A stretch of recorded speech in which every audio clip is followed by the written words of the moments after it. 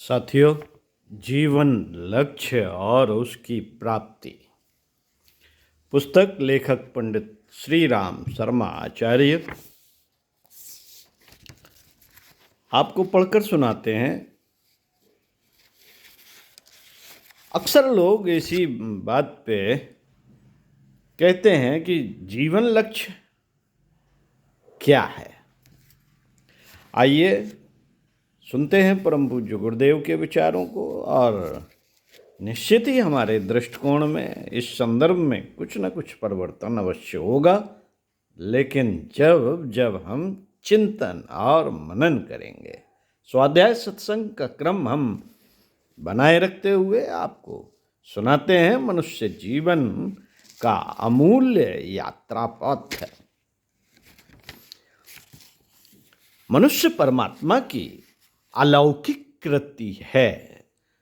वह विश्वंभर परमात्मा देव की महान रचना है। वह विश्वंभर परमात्मा देव की महान रचना है। जीवात्मा अपनी यात्रा का अधिकांश भाग मनुष्य शरीर में ही पूरा करता है। अन्य योनियों में इसमें उसे सुविधाएं भी अधिक मिली हुई होती हैं। यह जीवन अत्यंत सुविधाजनक है। सारी सुविधाएं और अनंत शक्तियां यहां आकर केंद्रित हो गई हैं ताकि मनुष्य को यह शिकायत न रहे कि परमात्मा ने उसे किसी प्रकार की सुविधा और सावधानी से वंचित रखा है।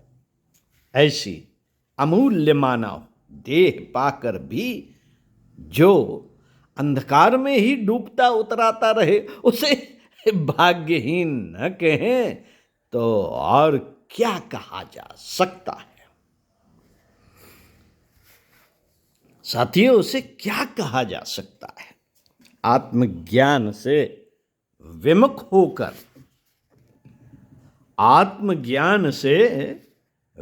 होकर इस मनुष्य जीवन में भी जड़ योनियों की तरह काम, क्रोध, मोह, लोभ आदि की कैद में पड़े रहना सचमुच बड़ी दुर्भाग्य की बात है। किंतु इतना होने पर भी मनुष्य को दोष देने का जी नहीं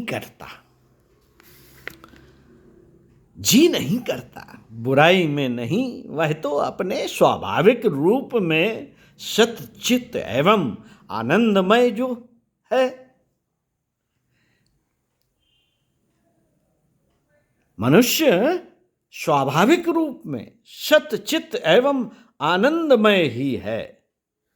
शिशु के रूप में वह बिल्कुल अपनी इसी मूल प्रकृति को लेकर जन्म लेता है। किंतु माता पिता की असावधानी, हानिकारक शिक्षा, बुरी संगति, विषैले वातावरण तथा दुर्दशाग्रस्त समाज की चपेट में आकर वह अपने उद्देश्य से भटक जाता है। तुच्छ प्राणी का सा अविवेकपूर्ण जीवन व्यतीत करने लगता है। इसलिए निंदा मनुष्य की नहीं, दोषों की, दुर्गुणों की जानी चाहिए। ये मनुष्य को प्रकाश से अंधकार में धकेल देते हैं। मनुष्य का जीवन तो जीवन के ढांचे में डाले गए किसी उपकरण की तरह है, जिसके अच्छे परिणाम का श्रेय सामाजिक शिक्षा एवं तात्कालिक परिस्थितियों को ही देना उचित प्रतीत होता है। यदि मनुष्य को सदाचार युक्त एवं आदर्शों से प्रेरित दिखना चाहते हो तो द्वेष, दुर्गुणों को मिटाकर सुंदर प्रकाश युक्त वातावरण पैदा करने का प्रयास करना चाहिए। सुंदर प्रकाश युक्त वातावरण भौतिक चमक दमक से नहीं मिलेगा। साथियों, ये आध्यात्मिक प्रकाश की आभा जब तक नहीं हम वातावरण में बिखेरेंगे, हमें लाभ नहीं मिलेगा। हमारी अपनी आकांक्षा की पूर्ति के लिए किसी वर्ग, व्यक्ति या समाज पर आत्महीनता का भार लादना उचित नहीं। इससे मानवता कलंकित होती है। हम वह करें जिससे यह अज्ञान का पर्दा नष्ट हो और दिव्य ज्ञान का प्रकाश चारों तरफ झिलमिलाने लगे। साथियों, सुविधाजनक यात्रा का सामान्य नियम यह है कि समय समय पर यात्रा अपना स्थान दूसरों के लिए छोड़ते जाएं। उतरते चढ़ते रहने की प्रक्रिया से ही कोई यात्रा विधिपूर्वक संपन्न हो सकती है। ऐसी व्यवस्था मनुष्य जीवन में भी होनी चाहिए। परमात्मा ने अपना यह नियम बना दिया है कि मनुष्य एक निश्चित समय तक ही इस वाहन का उपयोग करे और आगे के लिए उस स्थान को किसी दूसरे के लिए सुरक्षित छोड़ जाए। यह एक प्रकार की उसकी जिम्मेदारी है कि आगंतुकों का, भावी नागरिकों का निर्माण चतुराई और बुद्धिमत्ता के साथ करे। केवल अपने ही स्वार्थ का ध्यान न रखकर आने वाले यात्री के लिए इस प्रकार का वातावरण छोड़ जाए ताकि वह भी अपनी यात्रा सुविधा और समझदारी के साथ पूरी कर सके। मित्रों, कर्तव्य की इतश्री इतने से ही नहीं हो जाती। अपने साथ अनेकों दूसरे यात्री भी सफर कर रहे होते हैं।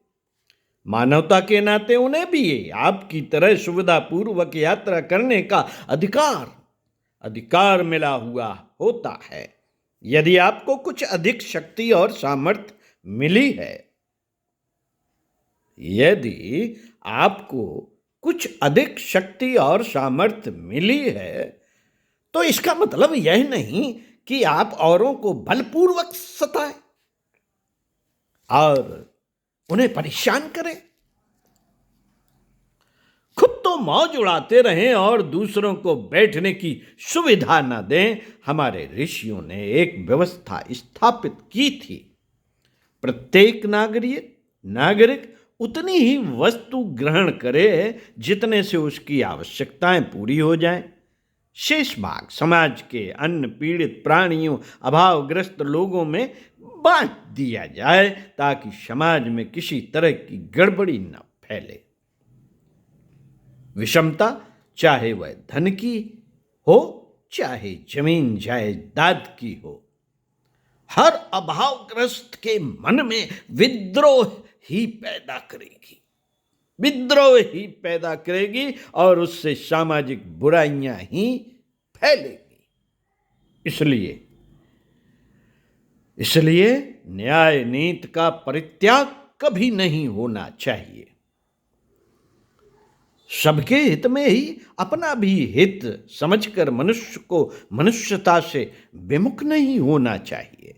इसी में शांति है, सुख और सुव्यवस्था है।